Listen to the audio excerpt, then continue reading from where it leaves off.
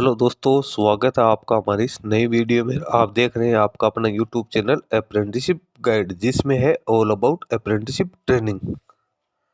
दोस्तों, Indian oil corporation limited, जिसको IOCL के नाम से आप सभी जानते हैं, इसके द्वारा रिक्रूटमेंट निकाली गई नॉन एग्जीक्यूटिव पर्सनल्स के लिए। इसकी जो रिफाइनरी डिवीजन है उसके लिए इसका शॉर्ट नोटिफिकेशन है वो कल आउट हो चुका था, तो मैंने वीडियो बना के सुबह ही आप लोगों को इंटीमेट किया था। तो अब इसका डिटेल एडवर्टीजमेंट है वो भी यहाँ पे आईओसीएल की ओर से जारी कर दिया गया। तो दोस्तों, डिटेल एडवर्टीजमेंट में आप सारा एलिजिबिलिटी क्राइटेरिया है वो यहाँ पे चेक कर सकते हो। इसके साथ ही जितने भी इसके फॉर्मेट्स हैं वो भी आपको देखने को मिल जाएगा। इसका ऑनलाइन एप्लीकेशन फॉर्म भरने का लिंक है वो भी यहाँ पे एक्टिवेट है, वो कर दिया है। तो आप इसका अपना एप्लीकेशन फॉर्म है वो भी यहाँ पे सबमिट कर सकते हो और इसका डिटेल एडवर्टीजमेंट रीड आउट कर सकते हो। आप जिस कैटेगरी से बिलोंग करते हो उस कैटेगरी से रिगार्डिंग आप लोगों के सर्टिफिकेट्स भी आप लोगों को यहाँ पे दे रखे हैं। सबसे पहले अपन इसका डिटेल एडवर्टीजमेंट है वो चेक करते हैं कि इसके डिटेल एडवर्टीजमेंट में क्या क्या जानकारी आप लोगों के लिए रखी गई। 21 पेज की ऑफिशियल पीडीएफ 20 दिसंबर 2025 को ये यहाँ पे जारी की गई। वैकेंसीज के बारे में मैंने आपको बता दिया है कि कौन कौन से पदों के लिए कौन कौन सी जो रिफाइनरी है उसमें गुवाहाटी, बरौनी, बड़ोदरा, हल्दिया, मथुरा, पानीपत, डिगबोई, बोंगीगांव, पारादीप के लिए रिक्रूटमेंट निकल के आई है। इसमें वैकेंसीज है, वैकेंसीज के बारे में हालांकि सुबह ही मैंने आप लोगों को वीडियो बना के इंटीमेट कर दिया था कि कौन कौन सी पदों के लिए कौन कौन सी वैकेंसी। तो यहाँ पे वैकेंसी जो निकाले गए रिफाइनरी वाइज आपको वैकेंसी देखने को मिलेगी। टोटल वैकेंसी दे रखी है, रिजर्वेशन आप लोगों को दे रखा है, तो आप यहाँ पे चेक कर सकते हैं। वैकेंसी जो निकाली गई junior engineering assistant fourth production की यहाँ पे निकल के आई है, उसकी वैकेंसीज आप चेक कर सकते हो। जूनियर इंजीनियरिंग असिस्टेंट पीएनयू की निकाली गई, junior engineering assistant first PNU and OM की निकाली गई, junior engineering assistant electrical, junior technical assistant electrical, junior engineering assistant mechanical और junior technical assistant fourth mechanical की वैकेंसी आई है। Junior engineering assistant fourth instrumentation, junior technical assistant fourth instrumentation की vacancy निकाली गई है। जूनियर क्वालिटी कंट्रोल एनालिस्ट की vacancy है। Junior engineering assistant fourth fire and safety की वैकेंसी यहाँ पे निकाली गई है। क्योंकि दोस्तों वैकेंसीज की संख्या मैंने सुबह ही आप लोगों को वीडियो में बता दी है, इसलिए मैं वीडियो को ज्यादा लंबा यहाँ पे नहीं करना चाहूंगा और शॉर्ट में आपको सारी जानकारी दे दूंगा। अब पोस्ट क्वालिफिकेशन एक्सपीरियंस आप चेक कर सकते हो, ये सबसे इंपॉर्टेंट चीज है। Junior engineering assistant for production के लिए 3 साल का diploma chemical engineering, chemical technology fertiliser, petrochemical engineering, petrochemical technology refinery and petrochemical engineering या बीएससी मैथमेटिक्स, फिजिक्स, केमिस्ट्री या इंडस्ट्रियल केमिस्ट्री के अंदर होनी जरूरी, मिनिमम 50% मार्क्स के साथ। जनरल ईडब्ल्यूएस ओबीसी के लिए 45% मार्क्स है वो एससी एसटी के केस में यहाँ पे रहने वाले हैं।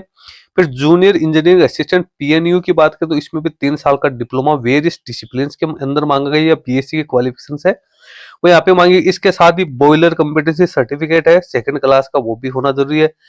या नेशनल अप्रेंटिसशिप है वो आपको बॉयलर अटेंडेंट के अंदर जिन्होंने अप्रेंटिसशिप एक्ट 1961 के तहत करे कि तो वो भी इसमें अपना एप्लीकेशन फॉर्म है वो सबमिट कर सकते हो। तो यहाँ पे कई प्रकार की इसमें 3 साल का डिप्लोमा के साथ 3 साल का डिप्लोमा या बीएससी, ये तो एक एजुकेशन क्वालिफिकेशन होगी। इसके साथ या तो बॉयलर कॉम्पिटेंसी का सर्टिफिकेट या एनएससी का सर्टिफिकेट आप लोगों के पास में होना जरूरी। फिर जूनियर इंजीनियरिंग असिस्टेंट फोर्थ है तो इसके अंदर डिप्लोमा की क्वालिफिकेशन आप लोगों से मांगेगी। जूनियर असिस्टेंट फोर्थ इलेक्ट्रिकल है तो इसके अंदर भी आपसे 3 साल का डिप्लोमा है वो कैंडिडेट से मांगा गया। मार्क्स वही 50% रखे गए। इसमें सभी में आपसे डिप्लोमा या बीएससी की क्वालिफिकेशन मांगेगी। जूनियर क्वालिटी कंट्रोल एनालिस्ट है उसमें BSc mathematics, physics, chemistry, industrial chemistry में आप लोगों से मांगेगी। Junior engineering assistant fire and safety की बात करें तो इसमें भी कैंडिडेट है 12th पास आउट होना जरूरी है। हेवी व्हीकल का लाइसेंस होना जरूरी है। फिजिकल स्टैंडर्ड भी आपको यहाँ पे दे रखा है, ये फिजिकल स्टैंडर्ड भी आप लोगों के पास में यहाँ पे होना जरूरी। तो कुल मिला के यहाँ पे डिप्लोमा पास आउट कैंडिडेट्स के लिए ही सारी वैकेंसी निकल गई है, बीएससी पास आउट कैंडिडेट्स के लिए निकल गई है, या जिन्होंने एनएससी नेशनल अप्रेंटिसशिप करेगी तो उन कैंडिडेट्स के लिए यहाँ पे वैकेंसी है वो निकल के आइए। ये तो हो गया इसका जो एजुकेशन क्वालिफिकेशन थी उसके रिगार्डिंग सारी यहाँ पे ब्रीफिंग है मैंने आप लोगों को कर दी। मिनिमम एज कैंडिडेट की 18 वर्ष, मैक्सिमम एज 26 वर्ष होनी जरूरी है, जो कि 31 दिसंबर 2025 की स्थिति में आप लोगों के पास में होनी जरूरी है। एससी एसटी ओबीसी के कैंडिडेट है उनको गवर्नमेंट के नॉर्म्स के अकॉर्डिंग यहाँ पे एडिशनल छूट है वो भी यहाँ पे दे रखी है। सिलेक्शन मेथोडोलॉजी की बात करें तो कैंडिडेट का सिलेक्शन यहाँ पे है वो कंप्यूटर बेस्ड टेस्ट, उसके बाद स्किल टेस्ट या प्रोफिशिएंसी टेस्ट या फिजिकल टेस्ट के आधार पे यहाँ पे किया जाएगा। कंप्यूटर बेस्ड टेस्ट है उसमें 100 क्वेश्चन होंगे, प्रत्येक क्वेश्चन 1 नंबर का होगा। 120 मिनट का टाइम आप लोगों को यहाँ पे अलॉट किया जाएगा। पेपर है वो 1, 2 या 3 सेशन है, वो जो कैंडिडेट की संख्या है उसी के ऊपर डिपेंड करेगा कितने सेशन पे पेपर होगा। क्वेश्चन पेपर्स में क्या क्या आएंगे, तो आपका सब्जेक्ट का जो नॉलेज है उसके रिगार्डिंग 75 क्वेश्चन, न्यूमेरिकल एबिलिटी के 15 क्वेश्चन, जनरल अवेयरनेस के 10 क्वेश्चन है, वो आप लोगों को यहाँ पे देखने को 10 मार्क्स वो आपको देखने को मिलेंगे। कॉल लेटर्स एग्जाम के 7 दिन पहले आप लोगों को यहाँ पे देखने को मिल जाएगा। यहाँ पे कोई नेगेटिव मार्किंग वो नहीं रखी गई। मिनिमम क्वालिफाइंग मार्क्स है वो 40% मार्क्स यहाँ पे रखे गए हैं। तो कैंडिडेट है वो 40% मार्क्स जो प्राप्त करेगा उन्हीं कैंडिडेट को फिर आगे की प्रोसेस के लिए यहाँ पे कॉल किया जाएगा। पे एंड प्रैक की बात करें तो यहाँ पे कैंडिडेट को बेसिक पे के अलावा जो भी अदर अलाउंसेज है वो सारे पेड होंगे। प्री एम्प्लॉयमेंट मेडिकल फिटनेस की जांच वो भी की जाएगी।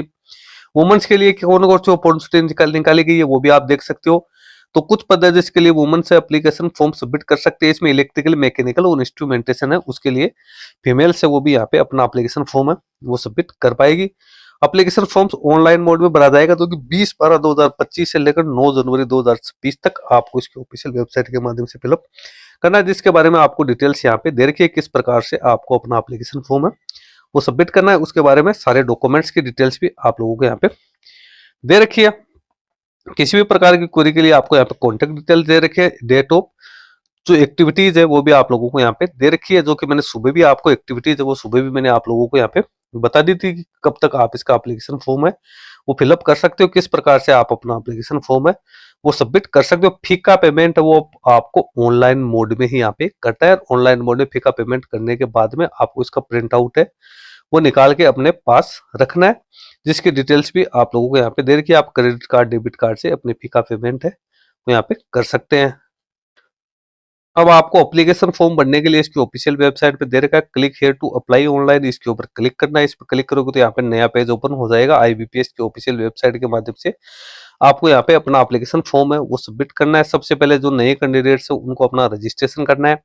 जिन कैंडिडेट का पहले से रजिस्ट्रेशन हुआ है उन कैंडिडेट को यहाँ पे है वो रजिस्टर्ड कैंडिडेट पे क्लिक करके अपने एप्लीकेशन का जो स्टेटस है, व्यूज वगैरह है, उसको एडिटिंग वगैरह आप यहाँ से कर सकते हो। 9 जनवरी 2026 तक जिन कैंडिडेट के पास में सारा एलिजिबिलिटी क्राइटेरिया है, ऐसे कैंडिडेट इस परमानेंट रिक्रूटमेंट में अपना एप्लीकेशन फॉर्म है वो सबमिट कर सकते हो। आईओसीएल एक बड़ा ऑर्गेनाइजेशन है, गवर्नमेंट ऑफ इंडिया का एक अंडरटेकिंग भी है।